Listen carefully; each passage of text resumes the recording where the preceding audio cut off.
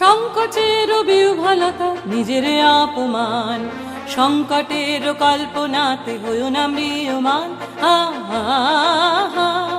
মুক্ত কর ভাই আপনা মাঝে শক্তি ধরো, নিজের কারো জয়। দুর্বলের রক্ষা কর, দুর্জনের হানো, নিজের দিন নিঃসহায় যেন কভু না জানো। মুক্ত কর ভাই নিজের পারে করিতে ভর, না রেখো সংশয়।